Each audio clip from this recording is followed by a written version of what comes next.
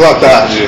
É com imensa satisfação que a PUC-Rio, em parceria com o Instituto Embratel 21 e com o apoio da Coordenação Central de Ensino à Distância e do Decanato do CPCH, apresentam mais essa videoconferência do projeto Leitores da Ribalta, da Cátedra Unesco de Leitura PUC-Rio. Meu nome é Érico Braga, vou ser o mediador dessa mesa, que conta com a presença de Maurício Matos, Gido Saldanha, Delane Brasil e Rosane Carneiro. O projeto Leitores da Ribalta pretende trazer para os telespectadores personalidades de interesse vário na cultura e na poesia dos últimos 10 anos em atuação constante, seja através do teatro, seja através de saraus, seja através de apresentações artísticas em públicos, em salas, até em particulares, em oficinas, e que, com atuação, com leituras, com escrita, com participação e principalmente com influências, tem contribuído, através da poesia, para a cultura e para a educação. Nesse projeto começamos inicialmente colhendo depoimentos de cunho pessoal e impressivo da formação de leitores dessas personagens do circuito cultural. Eles vão contar para a gente histórias da sua própria formação, questões familiares, particulares, histórias orais, influências tidas pela família ou em histórias contadas, poemas através dos quais eles descobriram uma revelação do que era o poético, o primeiro contato com o teatro, o contato com a leitura na escola, a sua própria história de leitura até o momento em que se encontraram com este circuito poético que inequivocamente existe atualmente, desde a década de 90, em atuações constantes, que podem ser vistos em vários circuitos, vários saraus, os teatros. A poesia tem tomado realmente a frente na divulgação da cultura na cidade do Rio de Janeiro. Eu gostaria de começar com Gidu Saldanha. Você pode dar o seu depoimento para a gente, Gidu? Claro. Bom, eu sou filho do senhor Hilário e minha mãe chama-se Lindaura. Quer dizer, eu sou filho do Hilário com a Lindaura. Ou seja, tive uma infância alegre, sou de uma família muito divertida, e o primeiro poeta que chegou nas minhas mãos foi Castro Alves. Meu pai era um leitor apaixonado, sabia de cor pelo menos uns 20% da obra do Castro Alves. Então foi assim o primeiro poeta que eu ouvi falar. Mas eu me apaixonei mesmo, muito novo, pela poesia do Pablo Neruda, porque eu li sobre a história dele, a história do Chile, fiquei assim muito apaixonado, e a paixão foi me conduzindo pelo mundo da poesia. Como eu sou de uma família alegre, divertida, a poesia fluiu na minha vida através do teatro.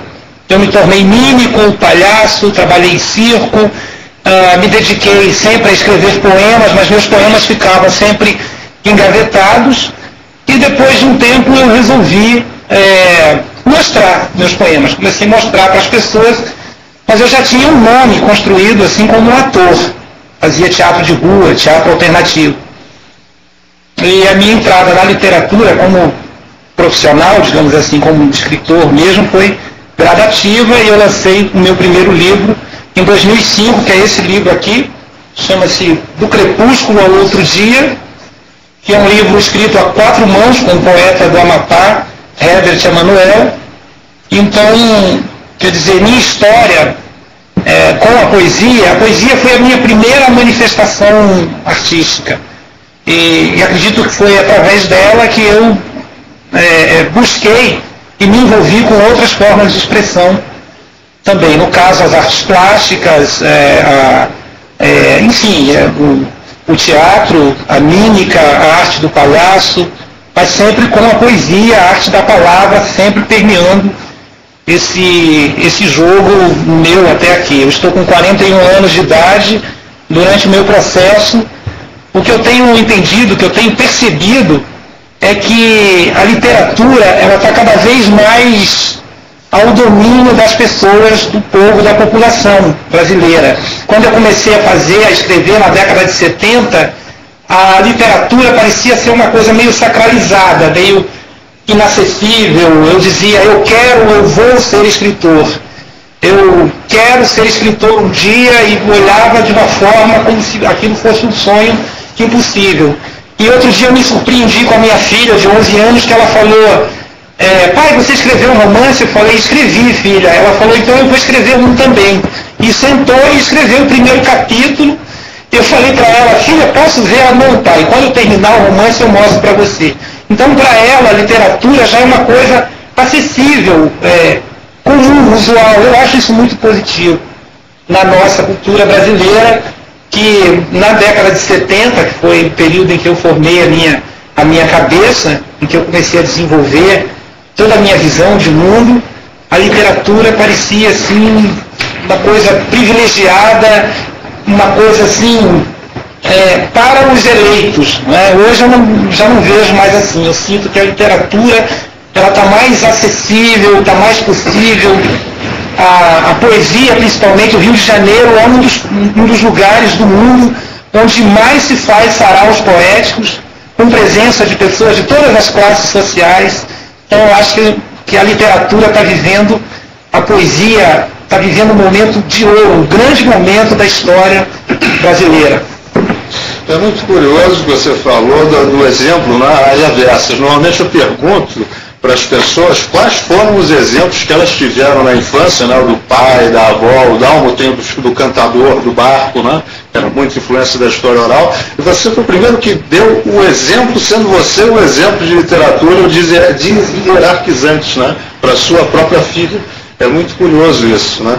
E também, como é muito curioso, a gente tem trazido aqui, fazer essa observação, trazer gente que a gente conhece desses eventos poéticos, né? E que a gente trata igualmente, irmãmente, né? Todos são irmãos. Eu até brinquei e disse que na noite de poesia todos os poetas são pardos, né? A gente trata como todo mundo brinca, sai para conversar, para beber e tudo mais.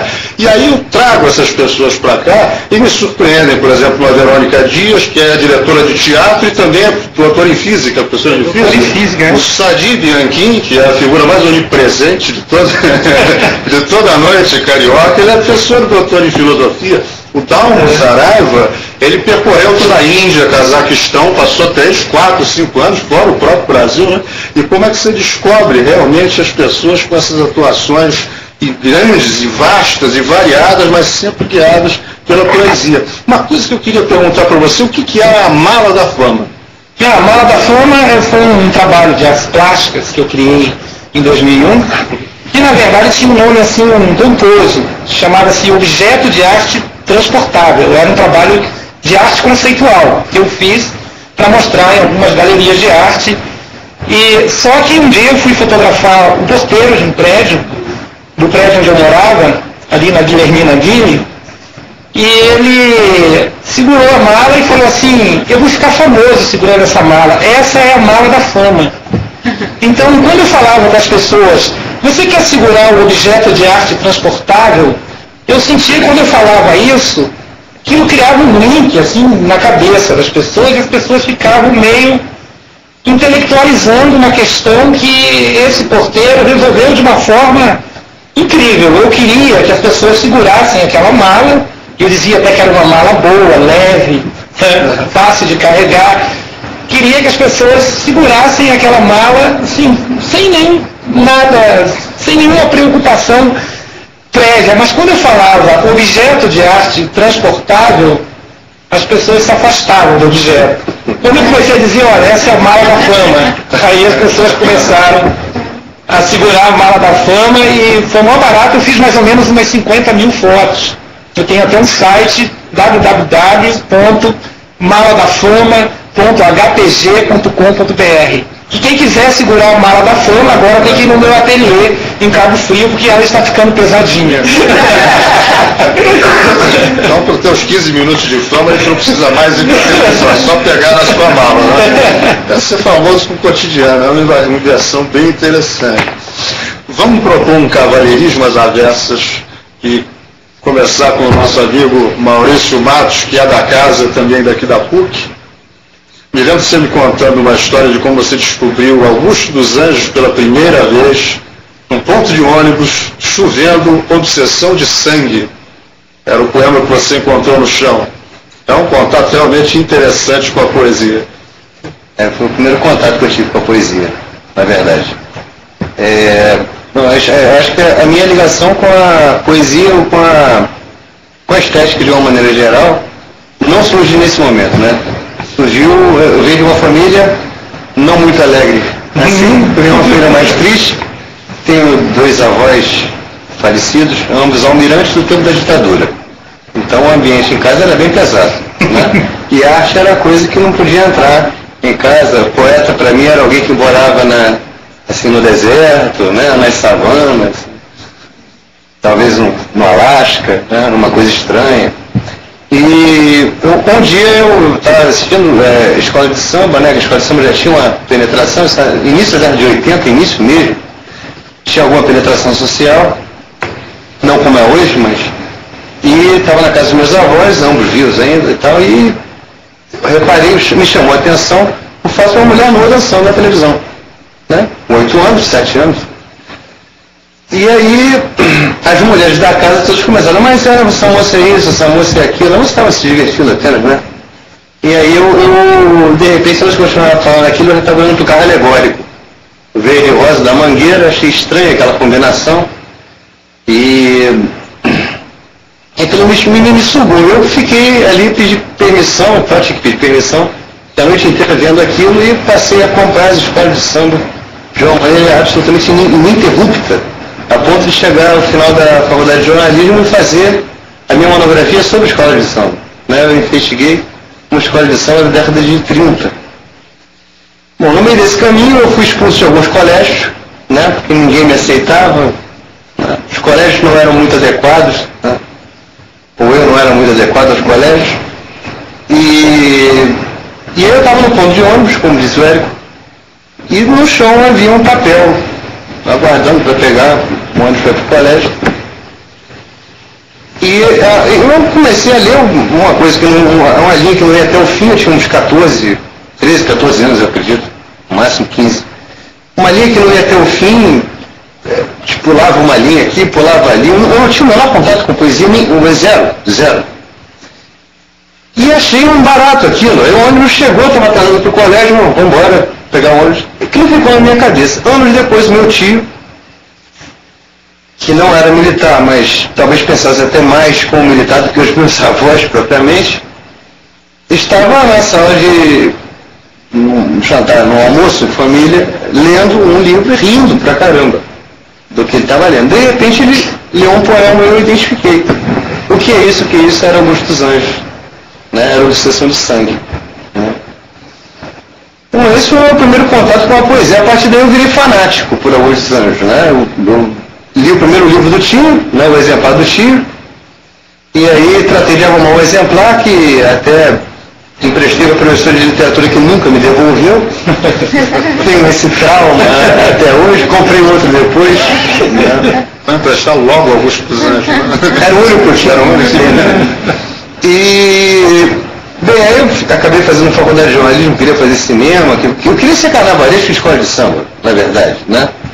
Aí como não dava, eu pensei pro cinema também não dava, tinha que enganar a família de alguma maneira, aí fui fazer faculdade de jornalismo, comunicação, acabei terminando e vim fazer mestrado aqui.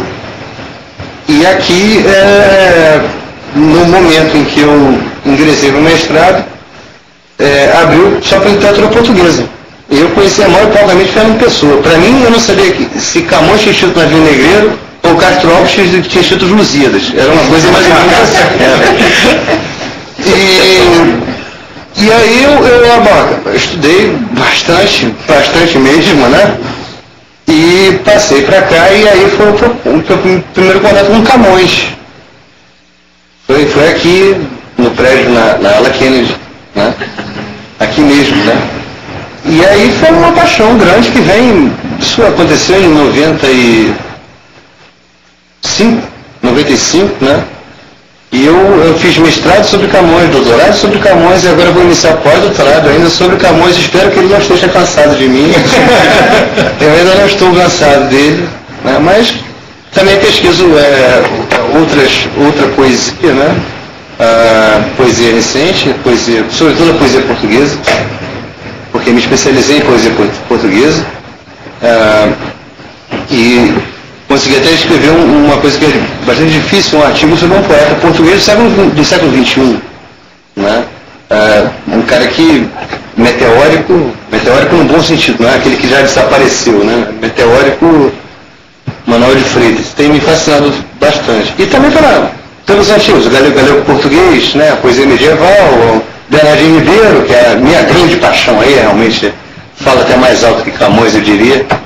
Confissão, espero que não saia daqui. Mas é isso, a minha trajetória é por aí. Comecei a escrever poesia no dia 28 de novembro de 96. Para ser exato, eu lembro. O poema não existe mais, mas a data eu lembro. Legal. E eu tinha escrito uns sonetos com um pseudônimo e o Érico fez a gracinha de publicar sem a minha autorização. Vasco Bernardes. Vasco Bernardes. Está publicado na revista Escrita 1. Não, a 2, eu não me lembro agora. Também não, é bom não me lembrar. Mas aí eu mostrei para uma professora, minha orientadora, e viria a ser minha orientadora depois, ela disse, esse verso tá bom, esse não tá, esse não é. Fiquei repetindo lá o primeiro verso dos Lusíadas umas 200 vezes. E aí comecei a escrever oitavas, decassílabos. Fiquei preso às oitavas e decassílabos durante, eu acho que pelo menos uns 5 anos. Né? Ele dizia assim, você não escreve um soneto, né? Mas o soneto acaba, né? A oitava não acaba. Acabou, eu faço mais uma. Enfim, hoje daquela época sobrou um poema. Mas eu acho que é a melhor coisa que eu escrevi até hoje. Eu creio que seja.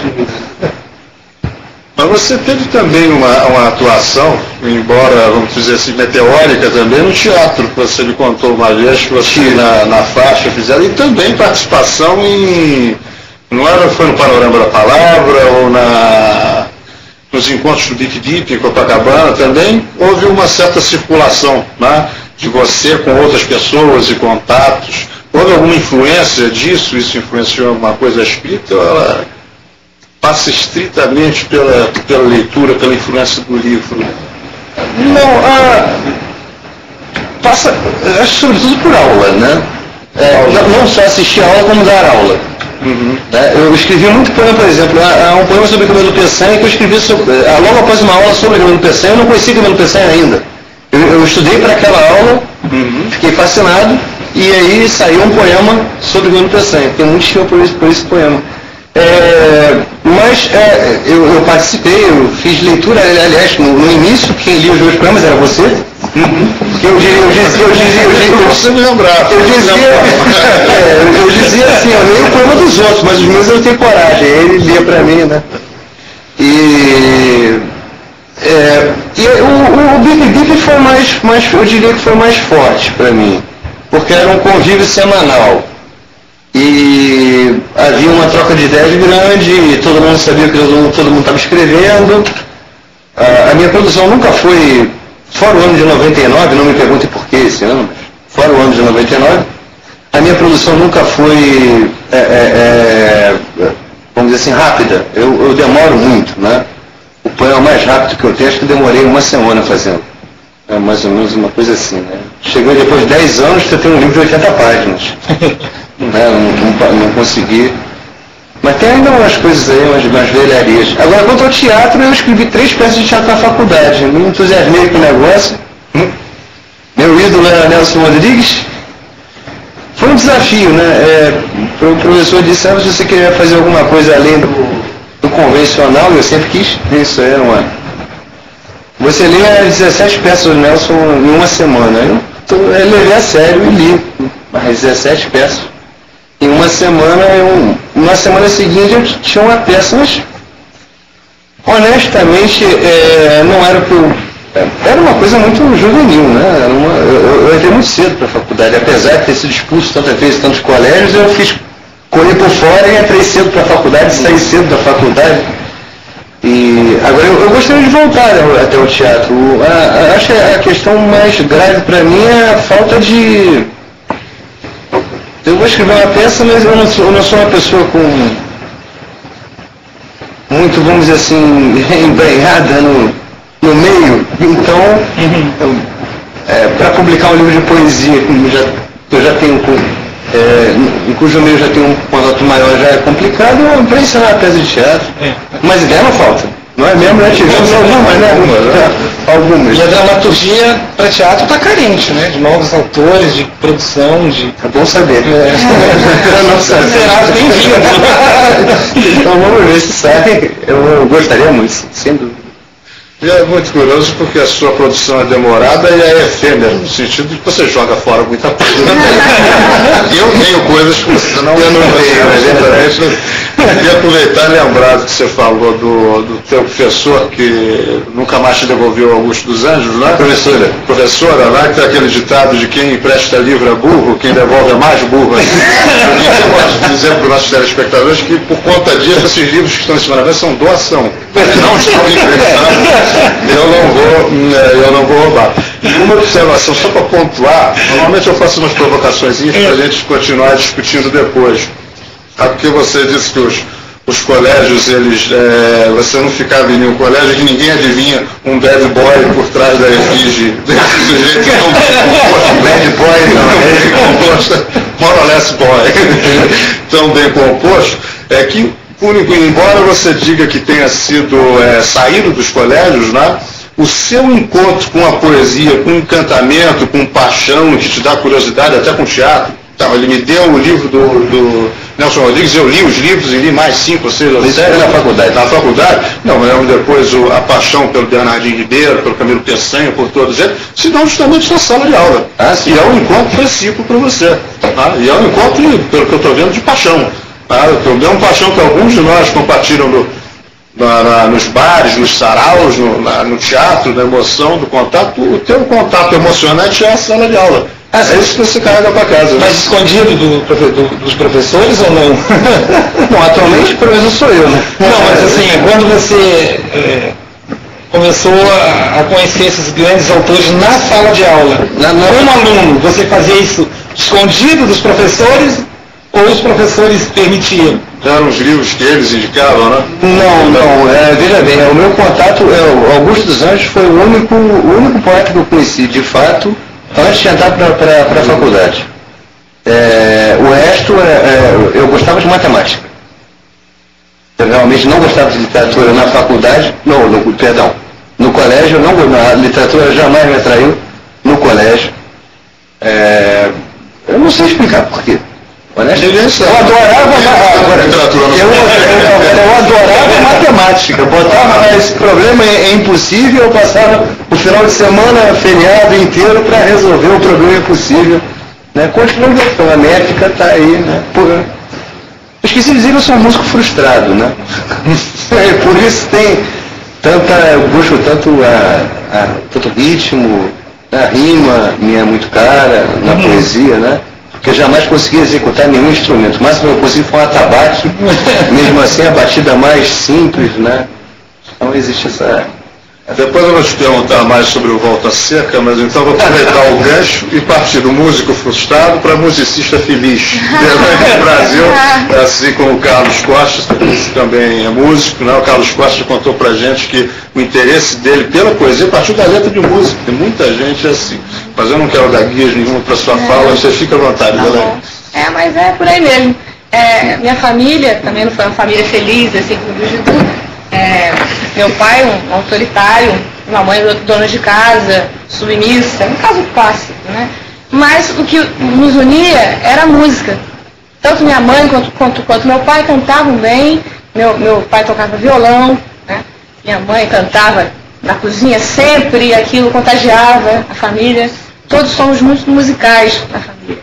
Então foi através da música mesmo. Eu pedi logo cedo um violão, aos 11 anos, e sou autodidata, aprendi sozinha. E aos 11 anos comecei a compor as minhas músicas. E por ali eu comecei a escrever, também escrever letras de música. E por isso, como o Maurício falou, eu acho que a minha poesia tem muito ritmo. Às vezes até tenho dúvida se é poesia mesmo ou se é letra de música, porque ela tem essa característica da origem. E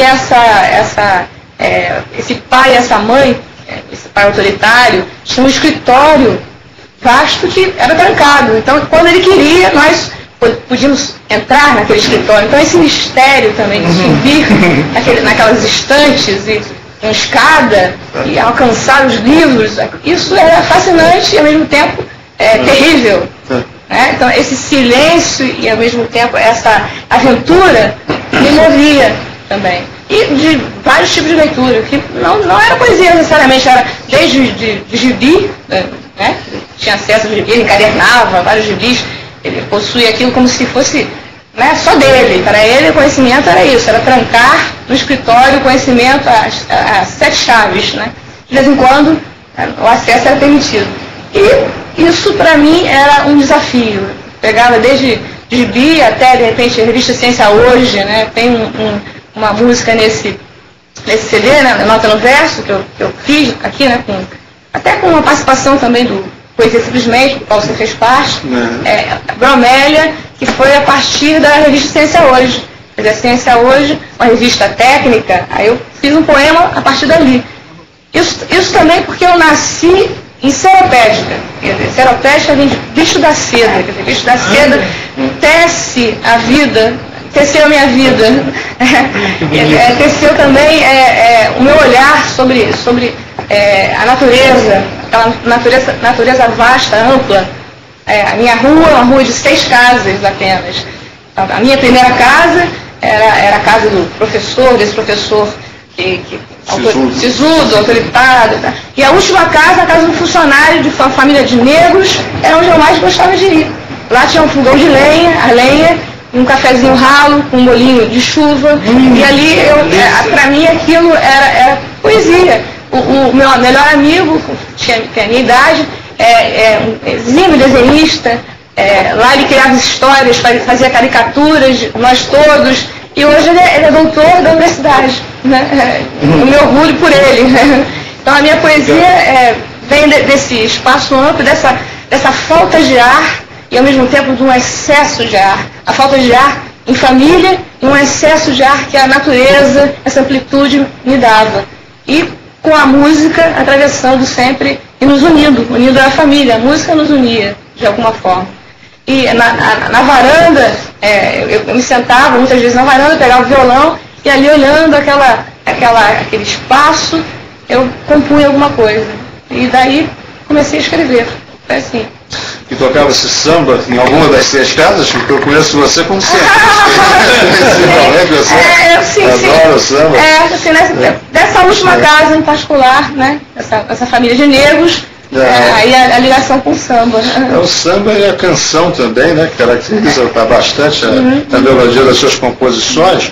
E eu aproveito o gancho, quero perguntar umas coisinhas para você ainda, para lembrar uma coisa que eu esqueci de falar no início. É que esses eventos, esses encontros estão sendo feitos e orquestrados graças à participação do Poesia Simplesmente, da qual a Deolane faz parte. Eu tive o enorme prazer de participar também durante muito tempo. Eles é que têm me ajudado a coordenar esse evento, embora não estejam aqui no momento. Né?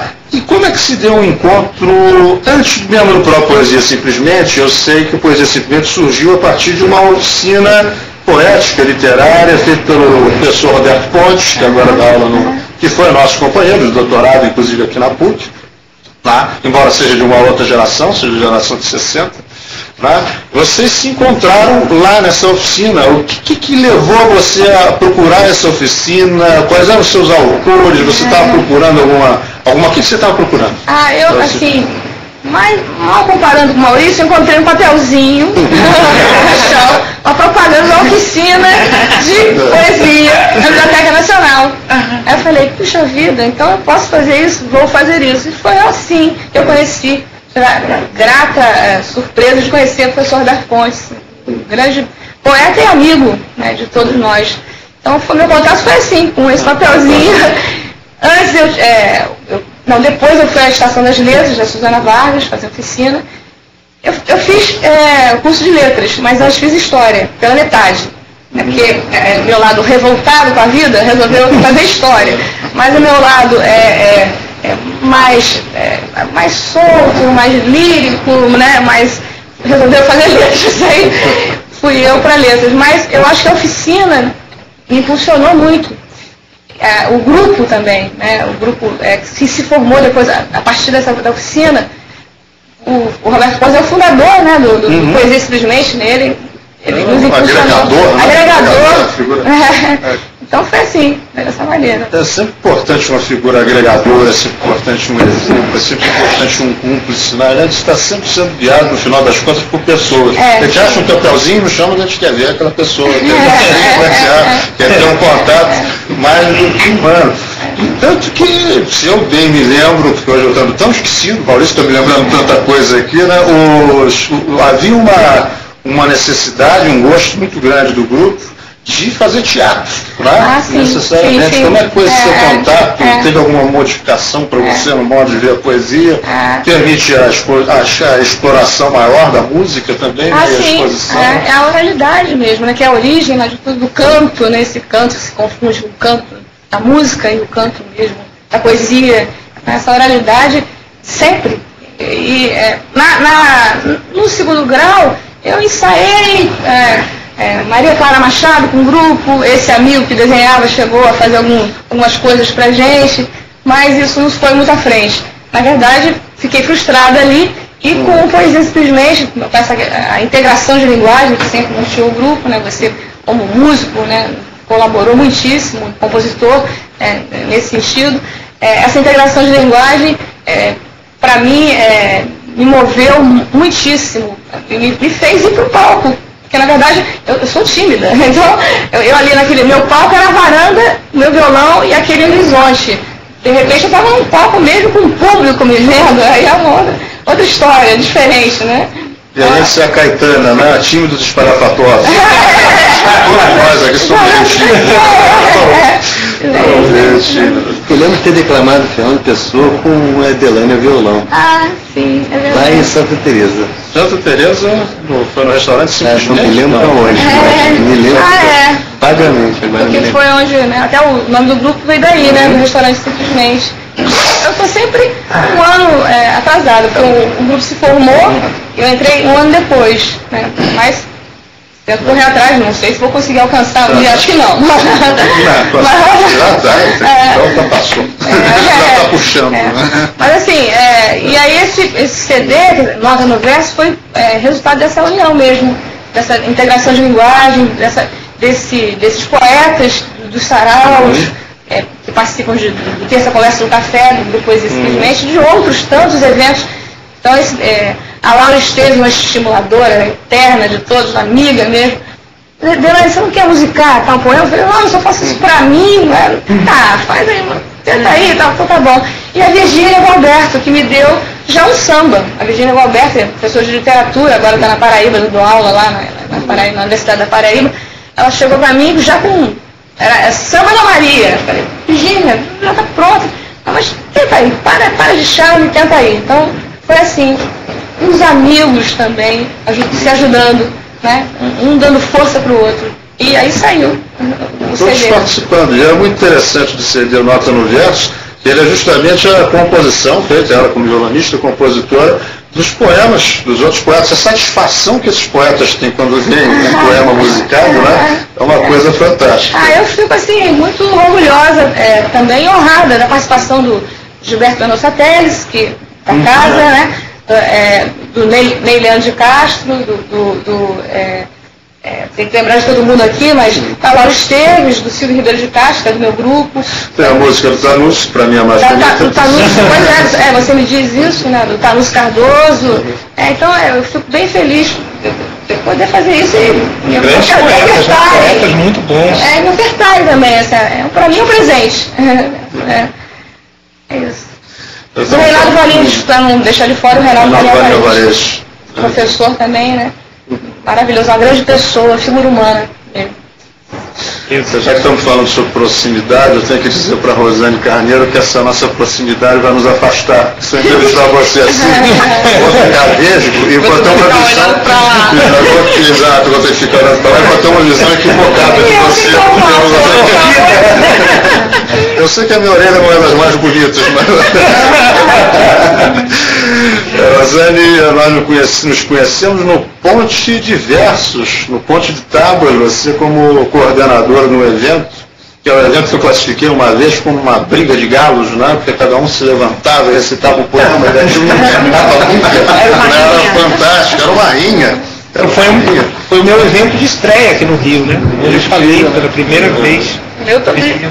Você também. Mas você tem uma história de poesia, de leituras antes disso, você conta pra gente? Eu estou escutando, assim, até pedir para ficar por último, porque também, não só Paulo, mas também, eu estou achando curioso, assim, porque na verdade eu vou entrar nesse degradê de felicidade familiar, né? Família feliz, família não tanto feliz, família não muito feliz. Não é uma família exatamente feliz, né? É uma família alegre. Alegre, né? Parabéns.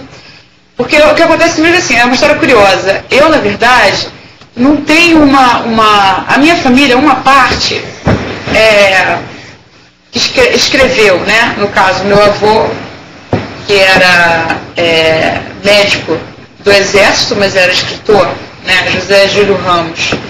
E o filho dele, que é meu tio, Ricardo Gramos, que chegou a participar, publicou vários livros e chegou a participar, inclusive, de coletâneas interessantes, como aquela 6 poetas hoje, né, da Luísa Buarque de Holanda. Quer dizer, um ramo da família que já se interessava por literatura, né? Esse meu tio tem um irmão, que é o meu pai, né, que nunca se interessou por literatura. E a minha mãe também não tinha uma formação como leitora, era uma pessoa até, inclusive, que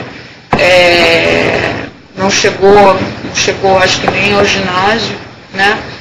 Então, no meu núcleo familiar mesmo, não havia hábito de leitura, não havia nada disso, não havia muitos livros, né?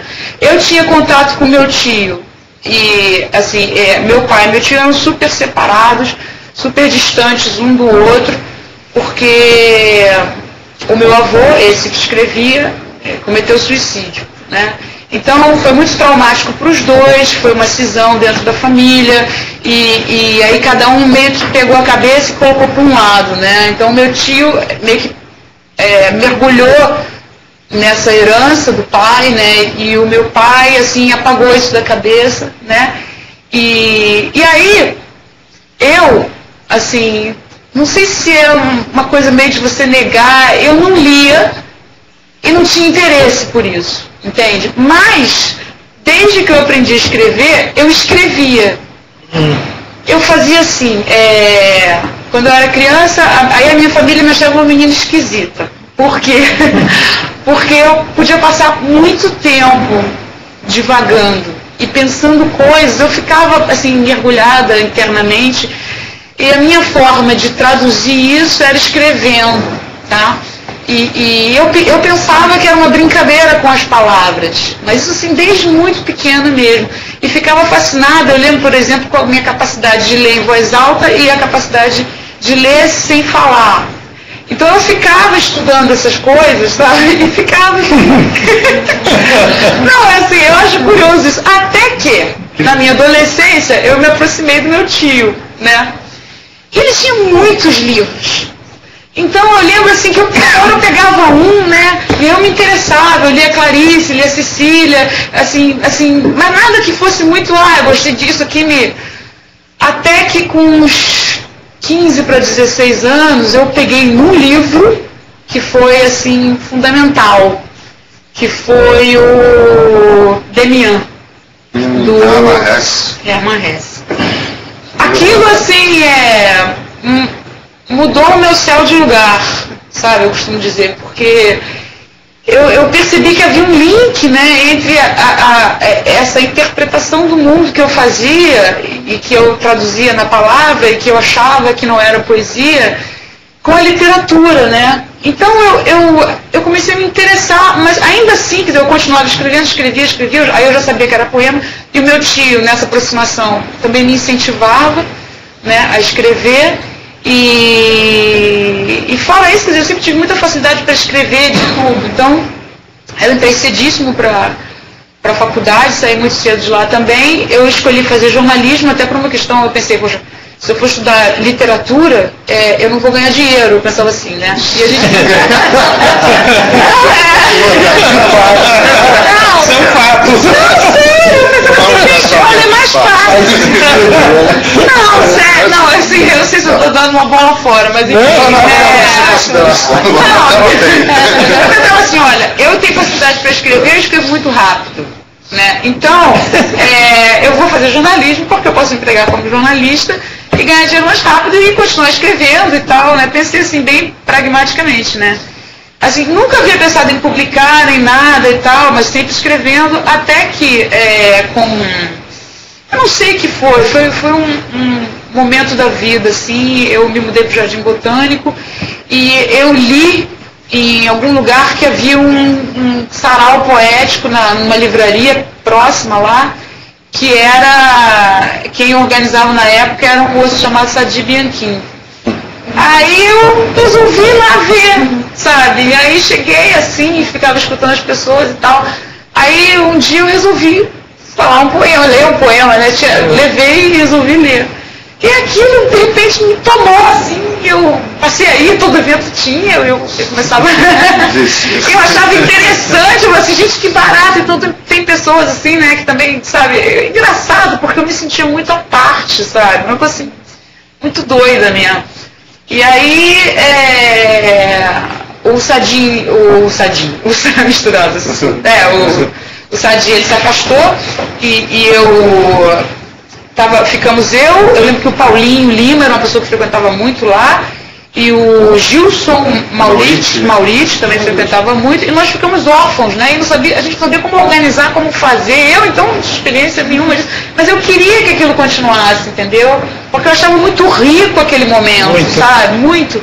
Então, um dia, a gente continuou fazendo, até que num dos dias seguintes, estava aquela bagunça, e as pessoas já iam normalmente, né? E aí tava sem ordem. E aí eu lembro que aí eu, não sei o que foi, eu levantei e falei assim, não, vamos organizar. E foi assim, não foi uma coisa intencional, foi assim, porque eu queria que a coisa funcionasse, sabe? Tirania espontânea. Não, foi bom porque aí eu pensei, não, vamos organizar e tal, né? Vamos ver, porque todo mundo quer falar e fica todo mundo aqui falando ao mesmo tempo, e a gente se atropelando e tal. Aí começou. Aí eu fiquei, acho que foi 1 ano mais ou menos fazendo ali. E parei de fazer porque me decepcionei, porque achei que de repente o grupo havia ficado muito fechado, vou falar aqui muito sinceramente, não tem porquê omitir, foi uma sensação que eu tive de que eu sentia, por exemplo, que as pessoas que frequentavam a livraria, elas não se sentiam à vontade para entrar lá e falar, entendeu? E eu também percebi que não havia um espaço para a gente falar, discutir, não é discutir assim, não é uma coisa cri-cri, entendeu? Mas um espaço para a gente refletir sobre o trabalho poético, entende? Que para mim é um trabalho libertário, sabe? O contato com a poesia. Então eu comecei a me ressentir disso. Eu me afastei, eu até procurei fazer um outro evento chamado Poema Expresso na Glória, no Café da Glória, no Castelinho da Glória, que era assim, era declamação, mas eu tinha ideia da gente começar a falar sobre... eu pensei em chamar, cada noite chamar um poeta e tal, mas deu um movimento fraquíssimo, e aquelas pessoas que frequentavam a ponte também não iam, sabe? E eu também, claro, eu não sei também até que ponto, não estou falando isso como porque ninguém foi, não é isso, talvez a minha parcela tenha não sido, eu sou um pouco reclusa às vezes, um pouco bicho do mato, me isolo às vezes, e talvez eu não tenha feito também a divulgação necessária, entendeu? Mas, enfim, aí eu já estava pensando, puxa vida, por que eu vou querer ficar empurrando as pessoas que a gente tem que falar sobre o trabalho poético, se é uma coisa minha, quem vai fazer isso sou eu. Aí eu comecei a perceber que eu deveria estudar mesmo mais e resolvi fazer um mestrado em literatura, né? Aí eu fui muito incentivada pelo mediador, né? e trocamos muitas ideias, eu lembro que ele me incentivou muito, né? E aí eu acho que eu tentei a PUC uma vez, depois, na sequência, eu tentei o FRJ, e passei para o UFRJ, para minha surpresa, né, querendo falar sobre lavoura arcaica, querendo falar sobre romance lírico, né? E engraçado, assim, quer dizer, na verdade, não foi bem... Lavoura arcaica era um pretexto para que eu falasse sobre a relação entre literatura e imagem, né? Mas, até então, quando eu entrei no mestrado, eu não sabia que eu queria falar sobre romance lírico, né? Eu isolava, pensava na poesia, assim como eu fazia quando eu era criança, né? Na poesia não tem nada disso. Isso aqui não quero falar sobre poesia, não é poesia, não é isso não, sabe? Mas aí, à medida que eu fui fazendo o curso, vendo, na verdade, a relação, nesse caso, especificamente do Lavoura Arcaica, a relação entre a imagem e o romance se fazia, o fio terra ali era a poesia, né? Então, eu acabei, é a poesia mesmo, eu vou falar sobre romance lírico. E aí eu realmente cerquei o tema, né? E acabei fazendo. E agora, terminei, nesse mês, e tive a orientação do Sequim, do Antônio Carlos Sequim.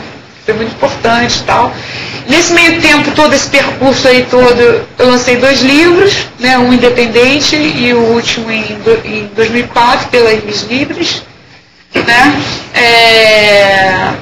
E o meu percurso é esse. Assim, ainda hoje leio de tudo e não tenho muita... Vou dizer para você que o meu mestre, o meu guia, enfim, é determinado autor, esse ou aquele. Mas eu sei te dizer isso, que o Demian foi fundamental. Né? E talvez, assim, aproximando os dois, né? Os dois são romances líricos, né? O Lavoura Arcaica e esse romance também, né? Enfim, foi isso. A história é essa. Vou pegar pela sua última história. Dizem as boas línguas aí que a defesa de tese foi um sucesso. Foi muito segura, foi muito elogiado nas internas. Porque o Érico, eu acabei, como homenagem, convidando ele para fazer parte da minha banca. E eu vejo o seguinte, talvez você tenha realmente conseguido discutir o lírico, né? Você queria justamente que fosse discutido. As pessoas, nas mesas, você teve que fazer uma discussão um pouco mais solitária, né? Mas fez essa discussão, fez essa pesquisa. Uma coisa que a gente tem conversado muito aqui é o fato de que os encontros, eles servem não só para você expor a poesia, você se expor, né? Isso é até uma crítica que muitos de nós já conversamos, né? A necessidade de se fazer um social, uma necessidade psicológica, né? Mas os encontros têm servido e como pretexto para maturar peças de teatro, apresentações, e isso tem sempre implicado pesquisa. Ou seja, influencia e faz com que a gente descubra um poeta, tente descobrir mais sobre aquele poeta, sobre aquele contexto. Né? Citar uma participação minha, afinal de contas, o mediador não precisa ser tão imparcial assim.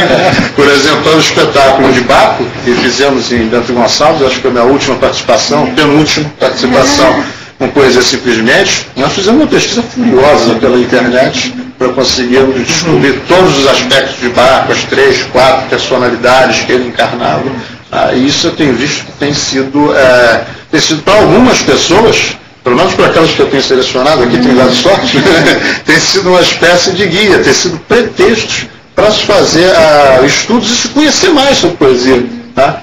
Agora, como é que vocês acham que está esse equilíbrio, aproveitando a pergunta que eu ia fazer para você, né, entre a arte do encontro, podemos chamar assim, né, encontrar-se para descobrir, né, e o vício do encontro? Como é que está isso? Deixa eu colocar essa provocação.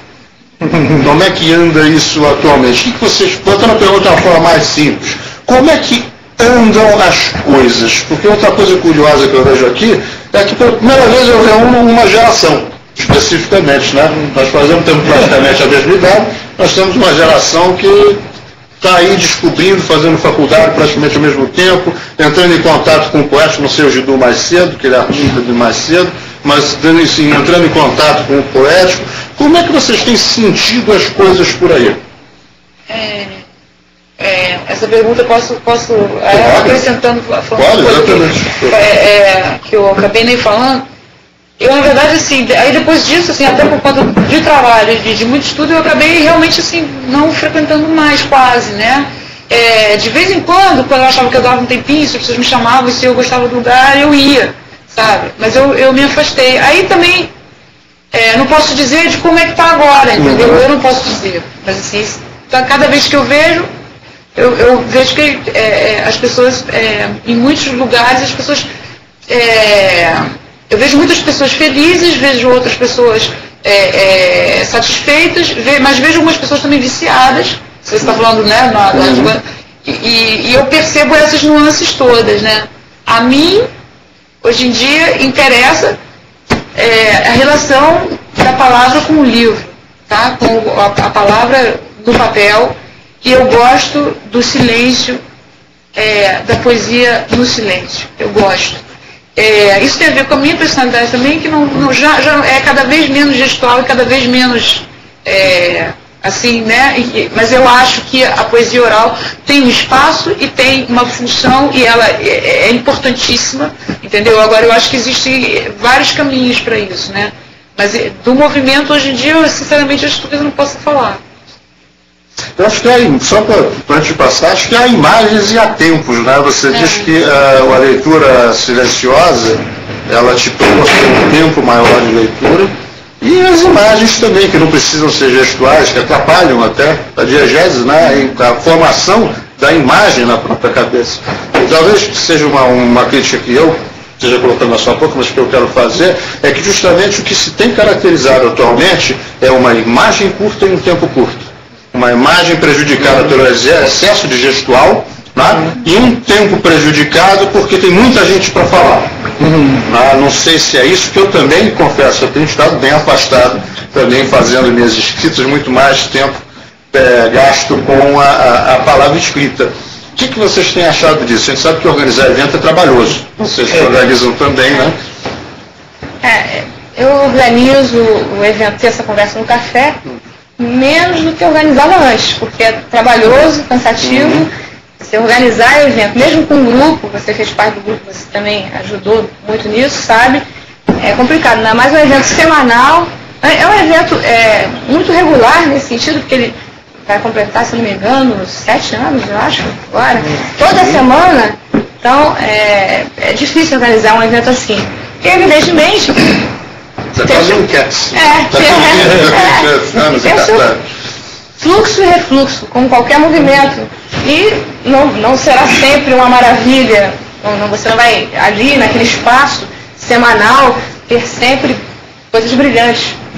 Eu acho que é mais ou menos como a vida, no meu entender, sabe? A vida tem esses momentos também poucos brilhantes que a gente tem que aproveitar, refletir e pensar que não é só nem a questão oral nem a escrita. Acho que são as duas coisas, né? E você, indo para o evento, a partir dali você pode escrever alguma coisa e refletir, pode pesquisar alguma coisa. Até um exemplo que você deu do Bácano, para o teatro, houve uma pesquisa anterior ali para aquilo acontecer. Então, eu acho que é um movimento no sentido de mão dupla mesmo, né? Agora, corre-se o risco mesmo de virar um vício apenas. As pessoas vão para lá apenas para ou se mostrarem, né? O tempo ser realmente curto para muita gente, administrar isso é complicado, né? Mas eu acho, de qualquer forma, melhor que eles existam, melhor que os movimentos todos existam, de qualquer forma. Que bom que eles estão aí para, inclusive, fazer essa integração com a universidade. A universidade está mais próxima dos movimentos e os movimentos mais próximos da universidade. Porque esse enclausuramento, né, esse gueto, não, vamos nos interagir. E depois até sair para tomar um chopp e conversar sobre alguma coisa, né, e dali sair também alguma produção poética. Eu acho que qualquer espaço é espaço para poesia, para arte, para literatura, porque tudo é vida, né, no final das contas.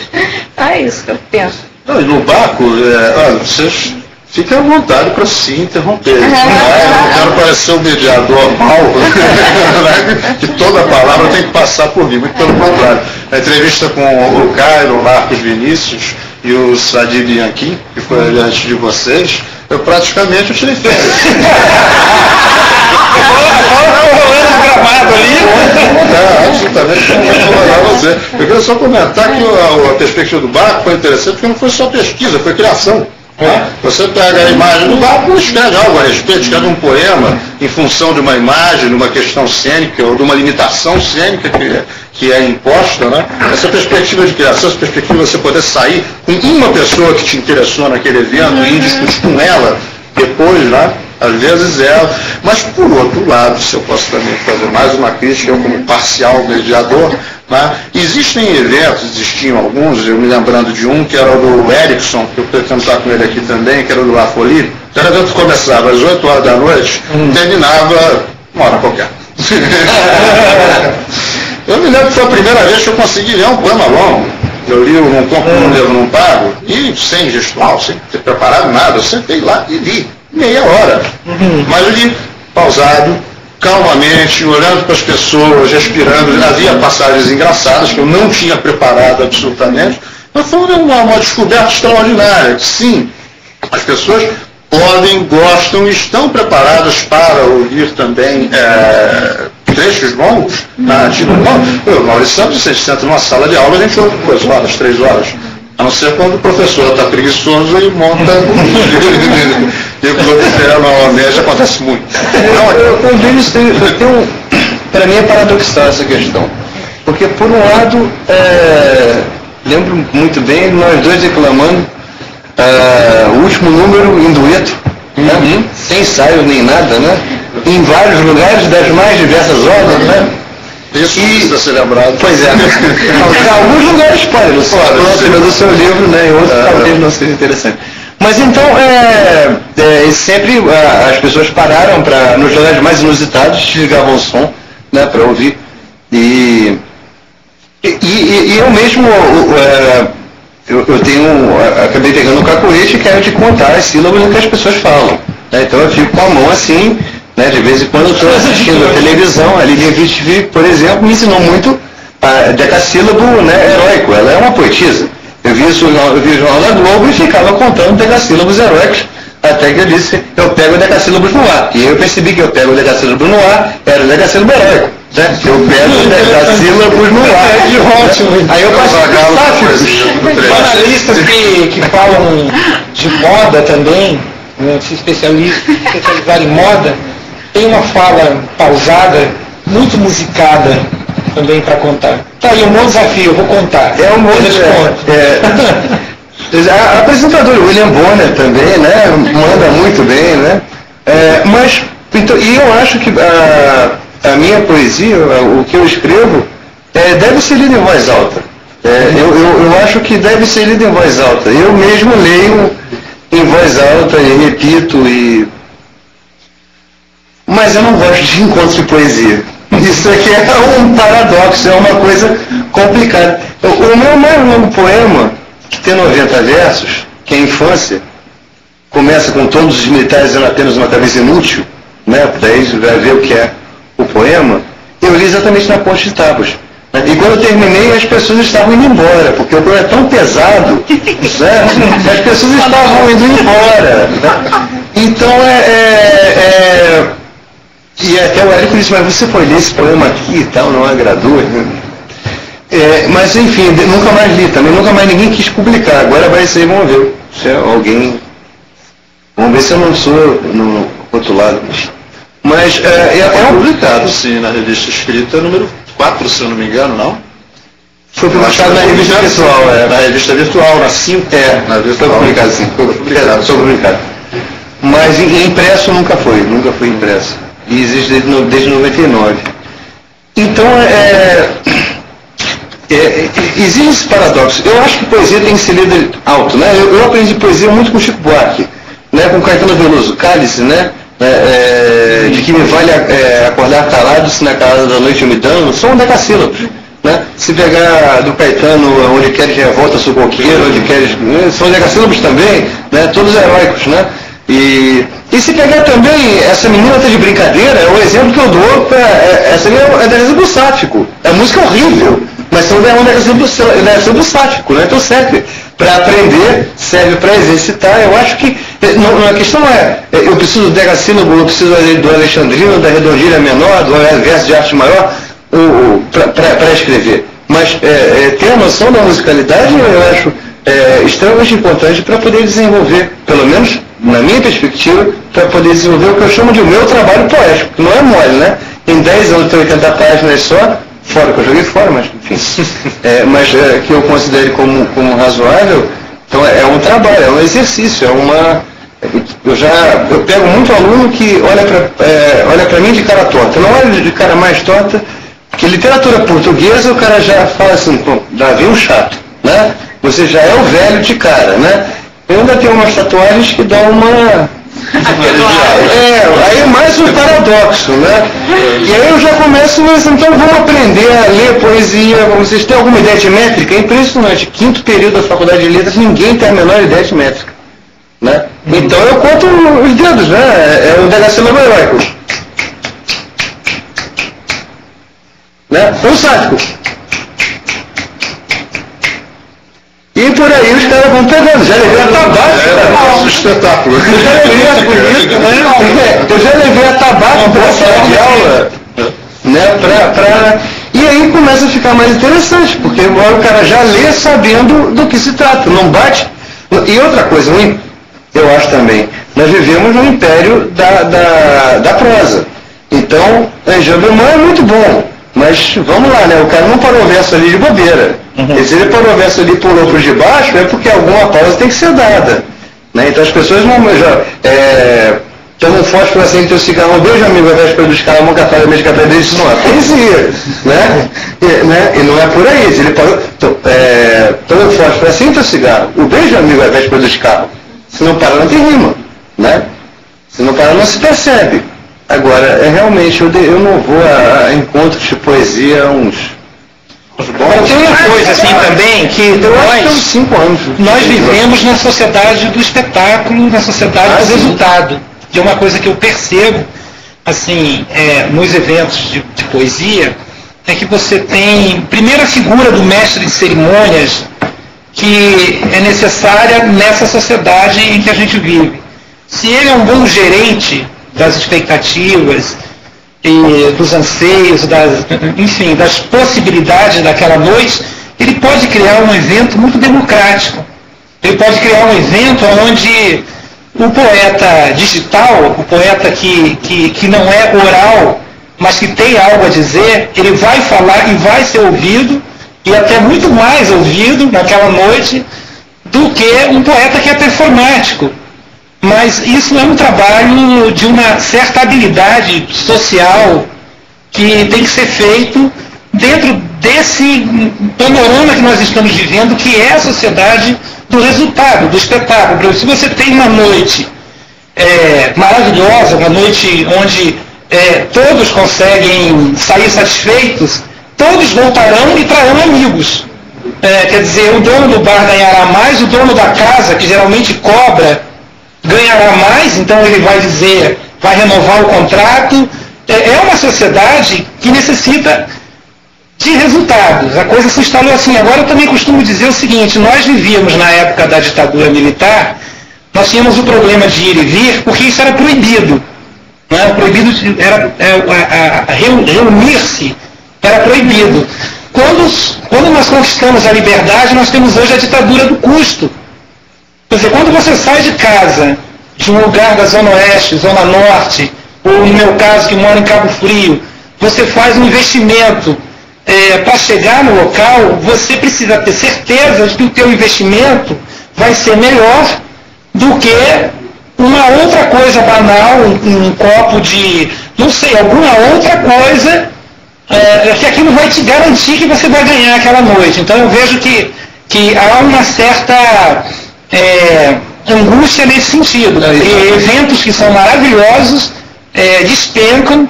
E só para concluir, uma coisa que aconteceu num evento uma vez, que eu achei assim, muito curioso, que havia uma pessoa na plateia que era um crítico de arte.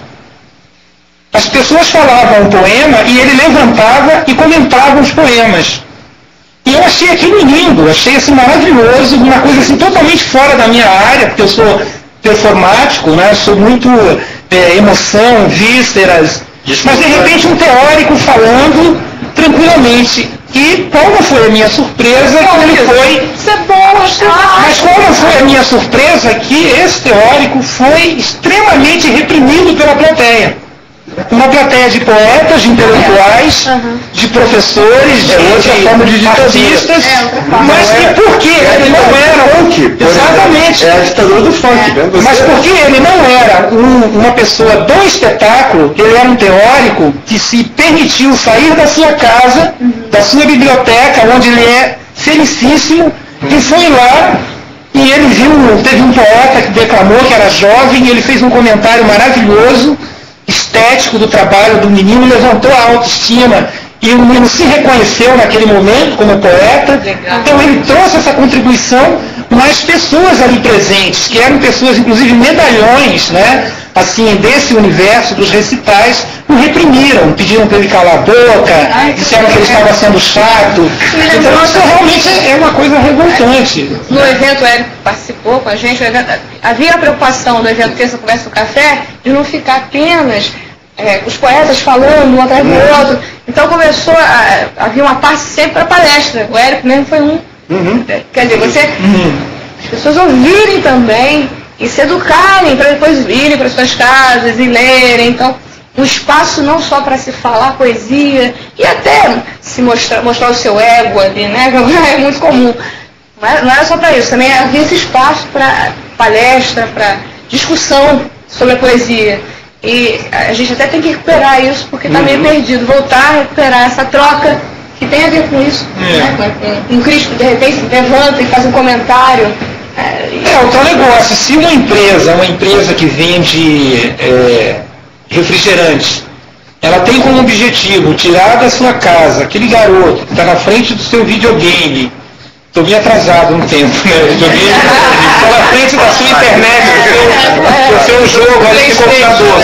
Ela consegue tirar, por meio da persuasão, esse garoto para ele vir, entrar no estabelecimento, consumir aquele refrigerante. Então cabe também à intelectualidade, digamos, aos agentes do espetáculo da poesia, também tirar aquele teórico maravilhoso que está na sua biblioteca, bem, dando uma contribuição através da sua obra, e trazer ele para esse ambiente e fazer com que ele se sinta bem nesse ambiente, se sinta aceito e respeitado. Eu acho que hoje os recitais do Rio de Janeiro têm capacidade, têm performance intelectual para trazer os maiores intelectuais teóricos hoje para sentar no bar, beber e falar do seu trabalho. Eu vejo isso. E comentar. E me falta, inclusive, disso. Não me causa estranheza o fato desse crítico de arte não ter sido bem aceito. Causaria assim, estranhamento o contrário. Se ele tivesse sido aceito, aí eu acharia estranho. Né? Eu até diria o seguinte, que quando eu disse que o Bip Bip, até porque era na porta da casa da minha mãe, na época eu morava com a minha mãe, né? Então era uma coisa semanal e todo mundo sabia o que todo mundo estava escrevendo. Ele funcionava melhor, porque o Bip Bip não tinha ribalta. Era um dia da semana, você tinha 40 minutos em que todo mundo fazia silêncio para você ler. Mas também nesse dia, quarta-feira, esse todo mundo que fazia silêncio eram outras pessoas. Então não tinha ninguém para ouvir, uns liam para os outros. E depois nós ficávamos o resto da noite. Aí vinha todo mundo, aí enchia o bar, né? E nós ficamos o resto da noite conversando sobre o que tinha sido aquilo. Né? E não raro havia eventos. Eventos não no sentido que a gente vai ver um evento ali no circo do não sei daqui. Não. Seria o seguinte, evento no sentido do Alain Badiou. Evento é um acontecimento único. Né? Não tem data, nem horário, nem dia marcado. Então, eventos, encontros, né? O que a gente poderia chamar de encontros hoje em dia. Né? Não raro havia esse tipo de coisa. Então, era uma coisa muito menos pretensiosa, muito menos programada, muito mais espontânea, e eu acredito que por isso é que funcionasse. Muitas vezes eu me vi escrevendo e na quarta-feira, sem me lembrar que na quarta-feira é que tinha o Bip Bip. Né? Mas eu já havia uma programação que não era lendário, né? O nome Bip Bip é bem interessante, né? Bem sonoro.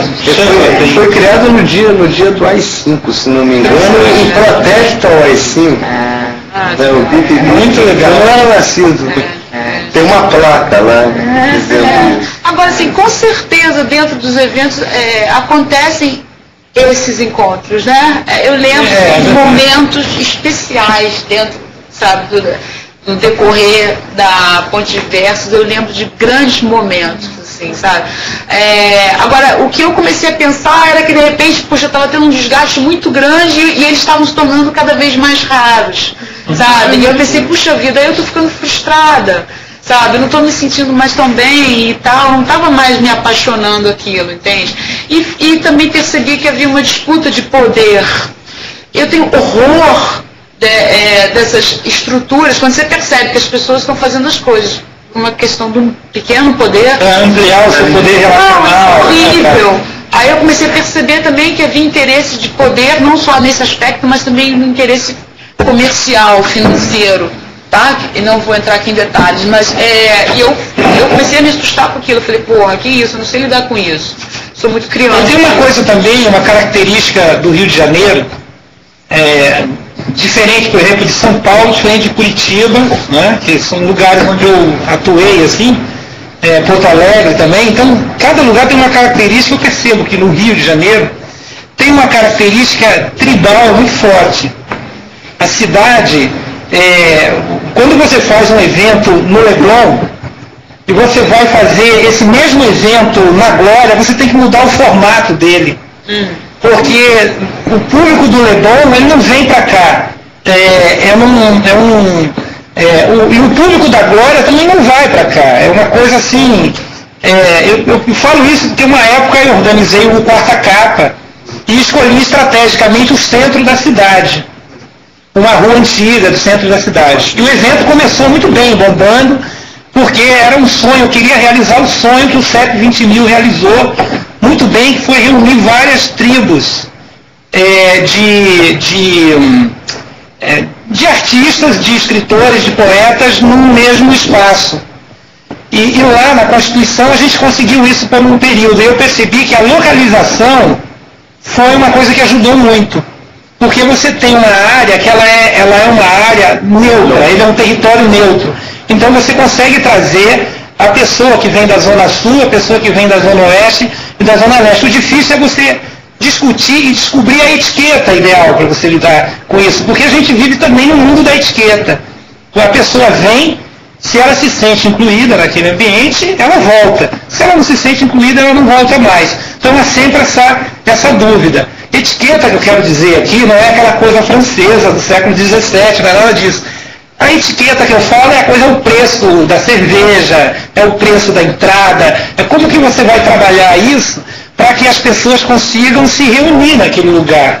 E isso é uma arte maravilhosa. Existem algumas pessoas no Rio de Janeiro que são bons nisso, que fazem isso muito bem, e são pessoas que sempre que elas organizam eventos, elas trazem todas as tribos. As pessoas podem até reclamar de uma coisa ou de outra, da organização. É muito difícil você também organizar bem as coisas quando você não tem dinheiro. Né? Porque é o tal negócio, você não ter dinheiro é um problema sério, porque se você faz tudo a toque de caixa, você consegue trazer vários artistas. Já existem determinados nomes que você já não consegue trazer, você tem que pelo menos pagar um carro para ir buscar a pessoa. Não é porque a pessoa é fresca, é uma pessoa que não quer se misturar. Não, você vai chamar aí um poeta consagrado com 75 anos de idade, você não pode pedir a ele que tome um ônibus lá na região onde ele more, para poder chegar num lugar e depois volte meia-noite, 1h da manhã para casa, sem pelo menos ter uma condução que o leve à sua casa. Então tudo isso é uma visão que o mestre de cerimônias, o apresentador e o produtor tem, que muitas vezes nós que estamos do outro lado, que somos os poetas que estamos ali fazendo o espetáculo, a gente não tem muito essa visão. Era engraçado, por exemplo, uma coisa simples assim, mas graças a esses encontros eu conheci todos dessa mesa. Somos todos. Estou muito feliz por isso. É claro. E eu conheci todos das próximas mesas, que já se passaram. Agora, o vício ele se dá no seguinte: o vício do encontro é um problema que eu acho que é o problema do ser humano, né? Aquele problema de patrulhar o outro. Você começa a criar critérios para peneirar, você começa a estabelecer uma norma e onde o poeta cantador já não entra ali. Sabe, você começa a criar uma etiqueta e é uma coisa estereotipada de achar que o intelectual, ele é intelectual na medida em que ele é muito digital. Não necessariamente. Se você encontrar, por exemplo, um Fábio Nascimento, que é um poeta cantador conhecido de todos nós aqui, que é um intelectual esmeradíssimo, com uma visão aguçadíssima, uma capacidade profunda de discutir as questões. Então, eu acho que, às vezes, a gente se depara com situações que são constrangedoras, assim, sabe? No sentido do social, da social que você faz. O poético é que ele fica muito no limite entre o generoso e espontâneo e o profissional. Você vai para proporcionar às pessoas possibilidade de exposição e também de descoberta elas mesmas, ou você está ali para apresentar palavra horrível, produto artístico. Produto artístico. Testar o trabalho. Eu me lembro de um conhecido meu falando sobre um músico amigo dele, pessoa valente, Valdemar, lá da faculdade.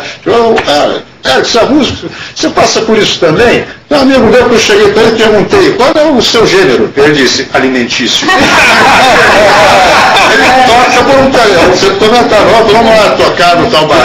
Um pedaço de pizza. Também não há muita valorização, não há muito patrocínio. Mas é uma coisa que realmente fica entre o generoso, você sempre dá muito mais de si, né? Também dá muito mais de si do que necessariamente você recolhe.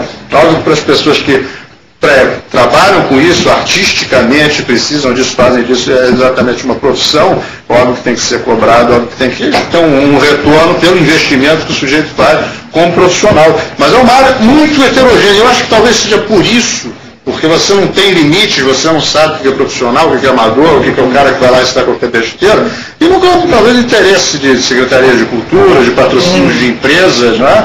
Então eu pergunto, quem são esses malucos? Então aqueles são os outros, aí começa a peneirar. Não sabe, é impossível você pisar. E também você nunca vai, você não vai a um encontro de poesia, na minha perspectiva, você nunca sabe o que você vai encontrar, isso é interessantíssimo. Mas deixa de ser interessante a partir do momento em que você não tem mais essas espontaneidades acontecendo por excesso de profissionalização amadora. Deixa de ser interessante depois que você vai assim e não encontra nada. Também. Ainda tem essa, porque pode falhar, né? Você vai assim e você cansa. Né? Depois de 5 meses indo regularmente, não encontra nada, aí você no sexto encontra. Tudo bem, mas não tem bola de cristal para prever o sexto. Né? É claro, se não for, não vai encontrar. Né? Mas o que eu vinha reparando que começou a me afastar é que determinadas pessoas porque é chique você gostar de poesia, né? Existe essa questão, Se bem que hoje em dia todo mundo anda com crachá, poeta. 300 milhões.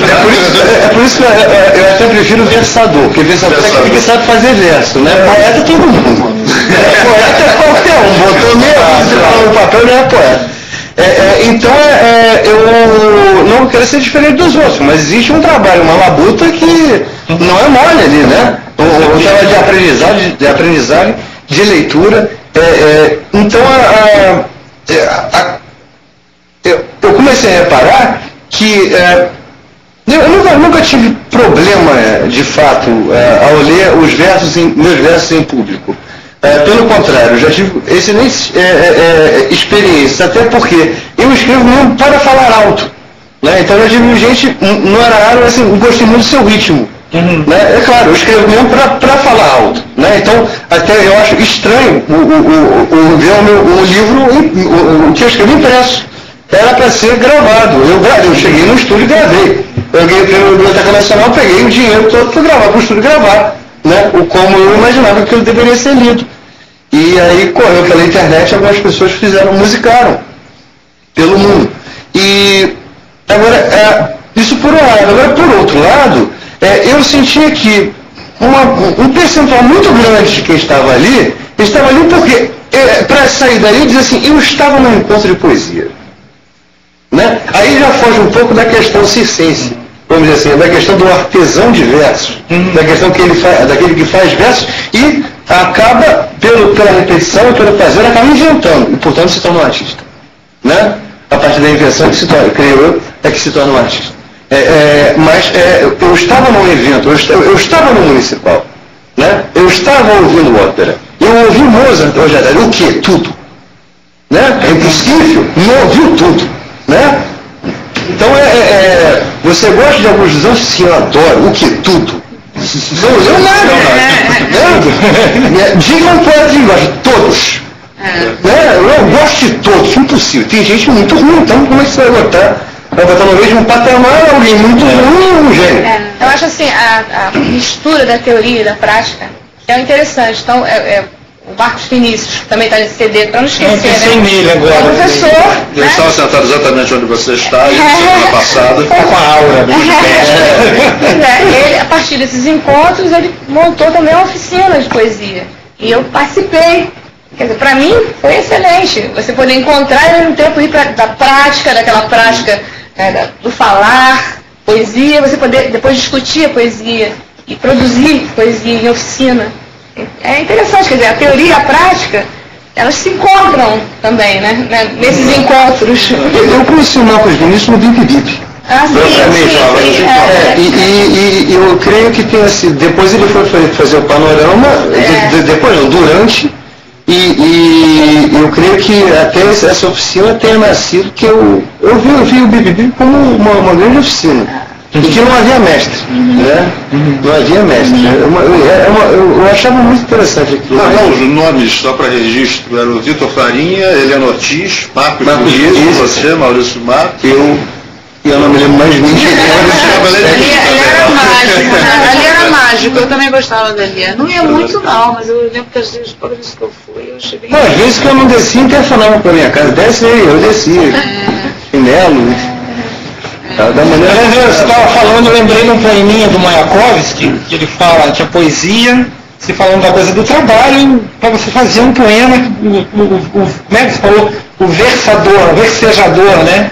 Que é uma labuta você construir, você fazer um trabalho poético. E aí eu lembrei de um poema do Mayakovsky que ele fala assim, que poesia é como a lavra do rádio, são milhões de toneladas para se retirar com uma centelha. Achei interessante, lembrei, porque é a coisa do trabalho mesmo, da labuta do poeta. Eu fiz esse livro aqui com o Herbert Emanuel. O Herbert Emanuel, ele é como você. Ele é um poeta que ele produz pouco, é muito exigente na produção dele, joga muito material fora. E, aliás, esse poema do Mayakovsky é um epígrafe que eu li num poema dele, num poema do Herbert. Então, quando eu trabalhei eu fiz esse trabalho com o Herbert, o meu nível poético cresceu, aumentou muito, foi um trabalho de 2 anos. Eu estava acostumado a fazer um trabalho mais espontâneo, improvisado, em cima da coisa do momento, da criação do momento, e aprendi com ele a coisa da prática, do gesto mesmo, de você trabalhar intelectualmente um poema. Isso para mim foi muito bom. Tem um salto assim, impressionante. O caminho inverso, né? Você partir do trabalho digital, como você falou, para a emoção de abrir a boca, porque abrir a boca é uma emoção. Muitas vezes você está sentado dentro do teatro, está vendo falar e levantar para fazer o comentário, como fez, né? E quando você levanta o coração aos pulos, o mesmo coração que fica aos pulos é depois de entrar no palco, antes de você se apresentar. Eu me lembrei de uma apresentação no Terça Conversa em Café, que Paulo Bauler estava se apresentando, e que ele é o versejador, como diz o Maurício, de poemas eróticos. Tem um livro, Gesas de Eros, que são 500 páginas de poesia erótica, e ele começou a falar de Bocage, e ele desmereceu Bocage. Não, Bocage, aquele brincalhão. Aí nisso aquele senhor que se levantou lá de trás, eu me esqueci o nome dele, e veio caminhando calmamente e dizendo assim: como você ousa falar isso de Bocage? O que você conhece de Bocage? Isso pausadamente, no meio, ninguém esperava absurdamente. Lembra que Paulo Bauer muito cinicamente contou uma piada de Bocage. Isso ele já tinha sentado. Ele disse: não, vou falar um pouquinho de Bocage, eu quero ser um pouco. Aí ele disse: Bocage estava um dia andando pela rua, quando chegou, não sei o que. Ele se levantou e falou: isso é insulto, você não acredita, você não entende nada de Bocage. E todo mundo constrangidíssimo, o pessoal do organizador, os criadores de ambiência. Igual você, na verdade, com o resultado. Na verdade, somos nós os constritores, né? Quando não deixamos a coisa fluir dentro de determinado limite. E quando saímos depois para um outro evento, lá fora, eu conversando, ele disse: aquilo foi a melhor coisa que aconteceu lá dentro. Porque justamente esse impacto, Falecido Dario de Sá. Dario de Sá, eu tenho o CD dele. É bem velhinho. Quando eu falo da labuta, até, veja bem, o trabalho, a partir do momento que a coisa já está, não se para de trabalhar poeticamente, creio eu. A contracapa do livro que está no prelo, é um poema que eu sentei no computador, alguma coisa estava na minha cabeça, não sei o quê, né? E comecei a escrever. Quando eu vi, eu tinha 6 páginas.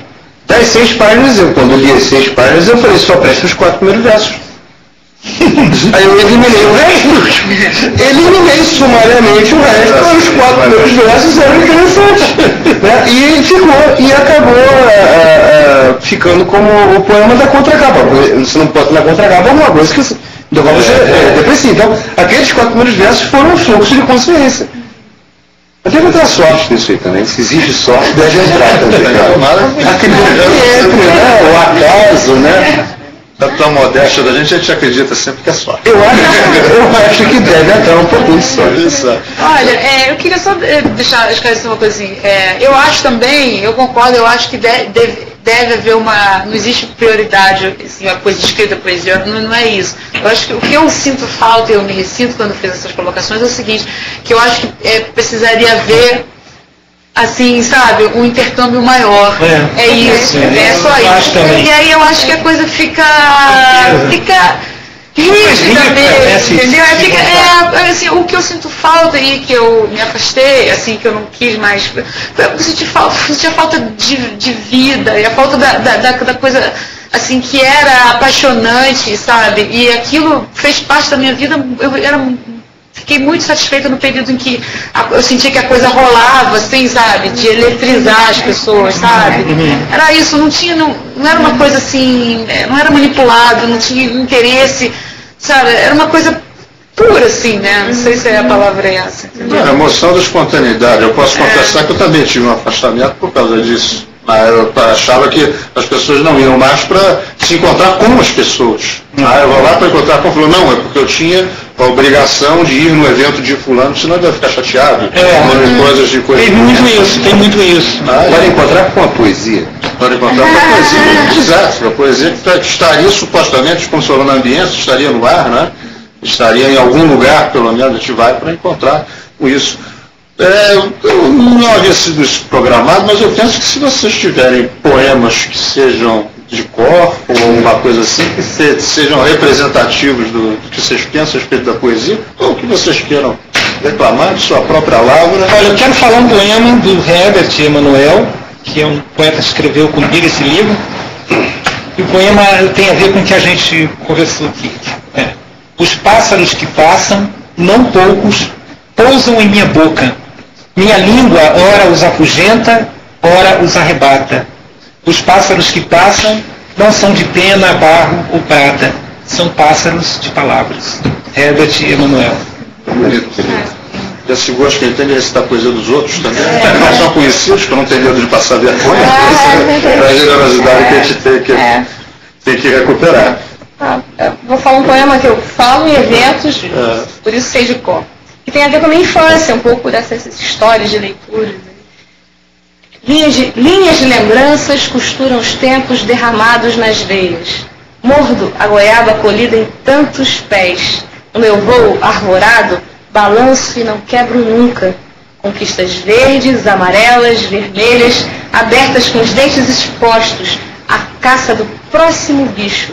O perigo é um tombo baixo, tropeço curto, arranhão, quem sabe susto, castigo, um tapa sem peso e o espaço infinito, sempre cenário de sonhos. Recheio, miolo da minha massa moída, tão perto da casca, couraça, cobertura que o ancora, o protege e o segura, vestindo a essência de aparência pura. O que adespe é a aventura da polpa mordida e a semente, como prova, no dente fundida. Rosane, ainda se lembra de alguma coisa? Não lembro mais de nenhum. Ela me trouxe o livro. Quiser ler a poesia dos outros? Posso ler. Pode escolher, escolhe aí. Pode ser esse. Entre os livros, na prateleira, um girassol de madeira. Raikais. Raikais. Então eu vou fazer o agradecimento antes de nós fazermos o nosso poema final. Que não foi programado, Será registrado. Agradecer em nome da Cátedra Unesco de Leitura PUC-Rio, Decanato do CTCH, a própria PUC-Rio, o Instituto Embratel 21 e o apoio do estúdio, da Coordenação Central de Ensino à Distância, e a presença de Rosane Carneiro, de Elaine Brasil, de Gidu Saldanha, Maurício Matos, eu sou Érico Braga, o mediador, e em nome da poesia e dos nossos encontros, todos nós, aí muito mais amplo, fazemos Hora da Minha Morte. Irta ao meu lado, A ideia estertorava-se no fundo, do meu entendimento. moribundo, Jazia o último número. cansado, Era de vê-lo, imóvel, resignado, tragicamente isso mesmo, oriundo, fora da sucessão, estranho ao mundo, a imagem fúnebre. do incriado. Bradei, Que fazes ainda no meu crânio? e o último número, Atro. de subterrâneo, Parecia dizer-me, é tarde, amigo. pois que a minha autogênica grandeza Nunca vibrou em tua língua presa. não te abandono mais, morro contigo. Chave de ouro, chave de ouro. Número muito